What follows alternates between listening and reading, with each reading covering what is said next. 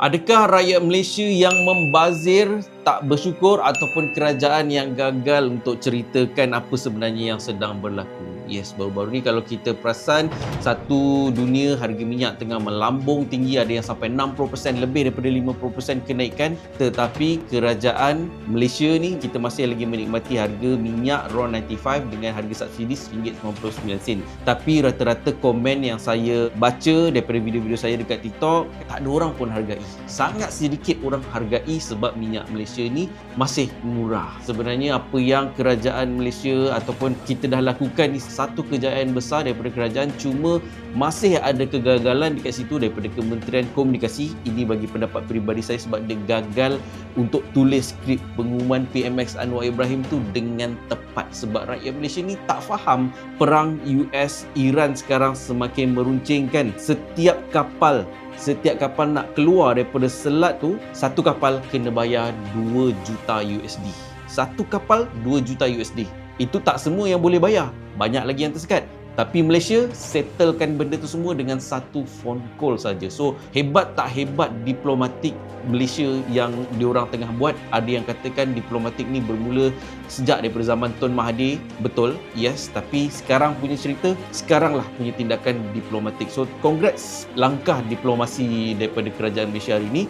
Cuma daripada segi komunikasi masih gagal. So, saya nak ceritakan berapakah harga kenaikan minyak dan sampai bila minyak ni boleh naik dan sampai setinggi mana minyak ni boleh naik, dan korang masih lagi membazir atas highway nak buka open house, nak berjalan sana sini, tapi orang Malaysia sendiri tak sedar betapa kritikalnya dunia sekarang. So, kita cerita satu persatu daripada Selat Hormuz sampailah ke harga minyak.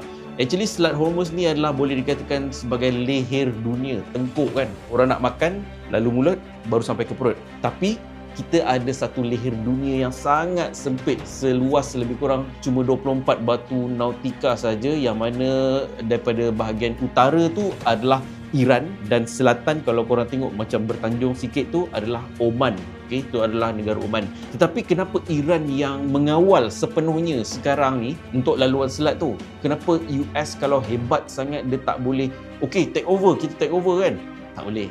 Itu ibarat serahkan tengkuk dia sendiri. Kalau dia letakkan satu kapal perang ataupun beribu kapal perang, Iran boleh lontarkan banyak peluru berpandu kepada kapal-kapal yang ada dekat situ lah kan. Sebab yes, daratan lebih luas daripada lautan yang sempit tu. Situasi sekarang lebih kurang ada 2,000 kapal minyak yang nak keluar daripada negara-negara teluk dekat situ, UAE, Arab Saudi apa semua tu, nak keluar, nak lalu ke negara masing-masing, tapi Iran sekat. Especially untuk negara-negara musuh, termasuk negara-negara Arab, sebab kebanyakan negara-negara Arab ni dia sediakan fasilitis tentera untuk US dengan Israel. Yes, kalau kita baca ensiklopedia akhir zaman pun banyak tentera-tentera Dajjal ataupun tentera, yalah ini kalau cerita pasal konspirasi, banyak tentera-tentera barat akan disupply daripada negara Arab tu sendiri. Dan antara negara yang paling terkesan dengan, kalau kita nak bandingkan, adalah salah satunya Kemboja. Harga minyak dekat Kemboja hari ni naik 67.8% setakat video ni dibuat dan perkembangan ni sentiasa akan berubah-ubah. Dan 67.8% Kemboja iaitu harga minyak dia RM6.27 untuk minyak RON97 1 liter. RM6 orang Kemboja kena bayar. Filipin RM7 1 liter dan yang paling kesian antaranya adalah Laos RM8 1 liter. Tapi tu tak cerita lagi negara yang dekat sangat dengan kita kan, yang suka curi minyak kita, iaitu Singapura RM10.30. Nak bandingkan dengan Malaysia RM1.99. Confirm memang diorang akan isi minyak kat sini, memang diorang akan curi kat sini. Dan sebab tu ramai rakyat Malaysia yang masih tak sedar diri lagi. Dia tak tahu minyak tu akan habis, akan bertahan hanya beberapa bulan lagi. Dia jual kota Budi 95 tu dekat track. Ramai janganlah buat macam tu. So siapa-siapa yang nampak benda ni berlaku, tolong bantras. Ini minyak kita untuk kita. Nanti saya cerita ramai yang fikir kenapa sepatutnya Malaysia untung, sebab Malaysia negara pengeluar minyak, kita yang untung kan.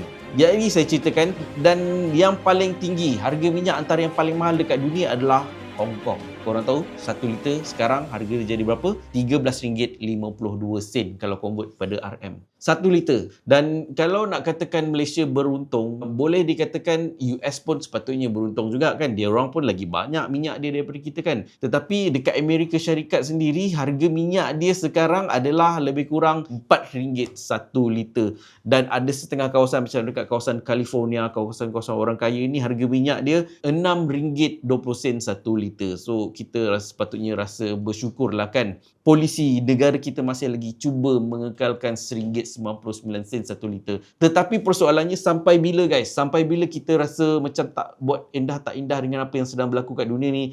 Masih lagi raya nak pergi jam sana sini kan. Duduk setempat. Tak payah nak pergi raya sangat. Tak payah. Bagi saya kita perlu ambil langkah ke depan. Actually kita dah jauh ketinggalan ke belakang sebab banyak negara jiran kita. Filipin dah isytihar darurat. Thailand dia dah cuba save energy, kereta tak boleh jalan. Ada negara-negara yang pergi kerja kena jalan kaki kena jalan kaki, dah tak boleh nak bergerak lagi. So betapa kritikalnya dan betapa tak rasanya kita dekat Malaysia. Tapi sampai bila? Yes, antara penganalisis ekonomi dunia, antaranya adalah Goldman Sachs dengan Oxford Economics, mengatakan jikalau Selat Hormuz ni ditutup dan perang ni berlanjutan, harga minyak dijangkakan boleh naik sehingga 150 ke 160 USD satu tong. Sebelum perang, harga minyak dalam $62 satu tong Brent crude, dan hari ni dia dah jadi hampir 120, daripada 60 jadi 120, hampir 50%. Dan kalau perang ni berlanjutan, boleh jadi 150 ke 160, dan antara ekstrim punya kenaikan iaitu boleh naik sampai 200 USD satu tong. 200 USD satu tong, korang bayangkan kalau sebelum ni 60 jadi 200 kan.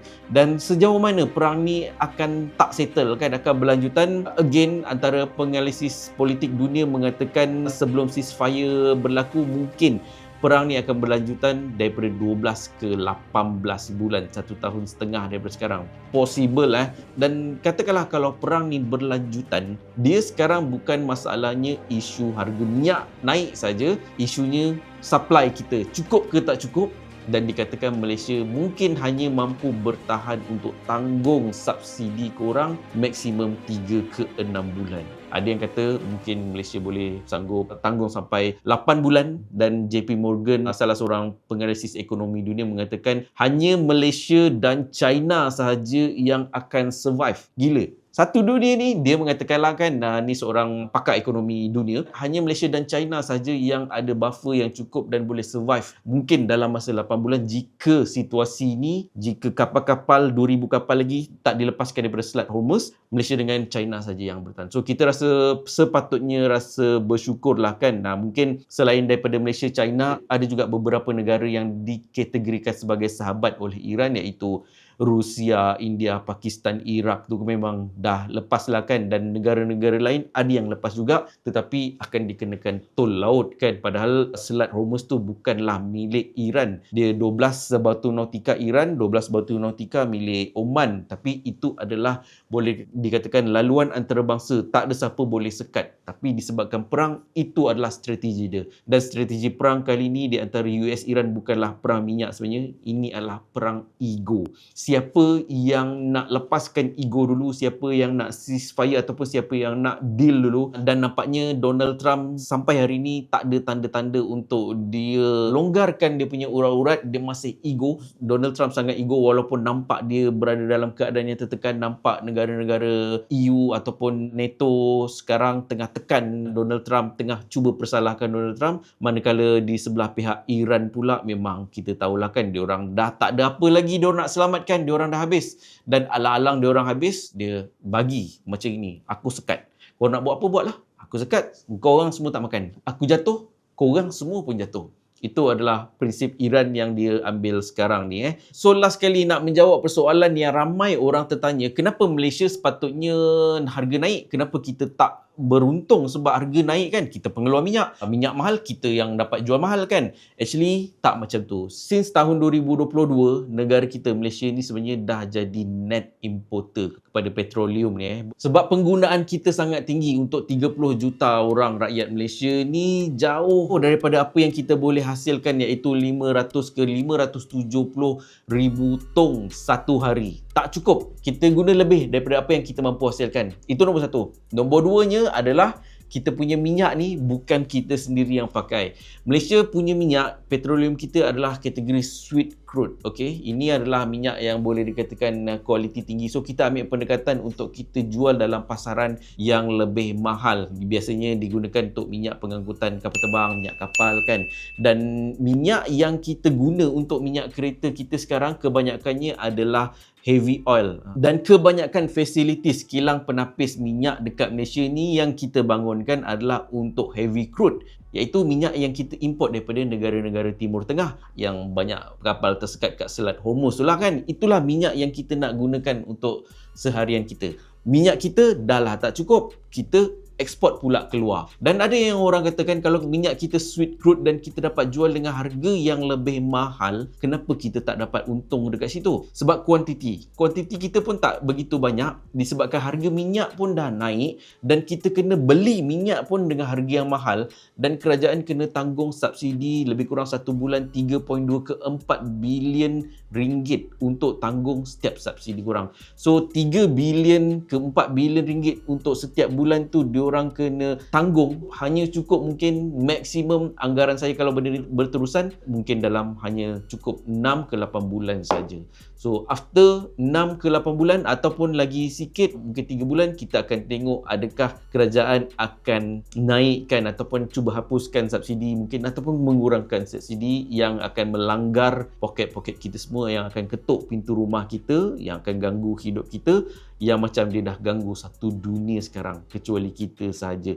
Dan dikatakan sekarang pun kerajaan akan mengurangkan kota 300 liter kepada 200 liter. Persoalannya adakah cukup? Cukup tak cukup tu korang punya fikirlah sendiri kan. Takkan itu pun orang nak fikirkan, kecuali lah yang memang berniaga ataupun bawa Grab yang memang dia pakai heavy kan. Itu mungkin dia perlu ambil pendekatan yang berbeza. Kerajaan pun kena bantu, tetapi orang yang biasa macam kita ni kan, tolonglah fikir dan hargai. Ini bukanlah situasi ekonomi dekat Malaysia dan ini tidak boleh dikawal oleh negara kita sendiri, tak kira siapa pun pemimpin ke atas tu, sebab ini ceritanya adalah dunia. Dan kalau korang kata Malaysia sepatutnya macam ni, korang tengok balik negara-negara lain yang dikatakan powerful. Macam mana minyak dia naik ke tak, sampai berapa persen? Ada yang sampai lebih daripada 50%. So, thank you so much guys yang menonton. Banyak lagi benda-benda yang saya nak sharekan tentang perkembangan perang Iran-US ni. So, subscribe untuk korang faham lebih lanjut dan like, follow. Boleh tengok kita punya channel TikTok kita dan juga website kita. Kita laporkan berbelas-belas artikel untuk perkembangan perang US-Iran ni. Satu hari berbelas-belas artikel. So bagi korang yang mungkin baru terjumpa channel ni kan, saya Nas Abdullah, saya hargai sangat-sangat kalau korang boleh bantu saya untuk teruskan legasi channel ni dengan 2 klik. Klik button like dan klik button subscribe di bawah video. So harap video ni membantu korang supaya kita dapat ambil tindakan yang lebih rasional dan bertanggungjawab untuk anak-anak kita. So akhir kata daripada saya, Nas Abdullah, salam strategi, fight and conquer. Apa strategi? Mampukah membara when it's time to fight? Mampukah kau marah when it's time to come?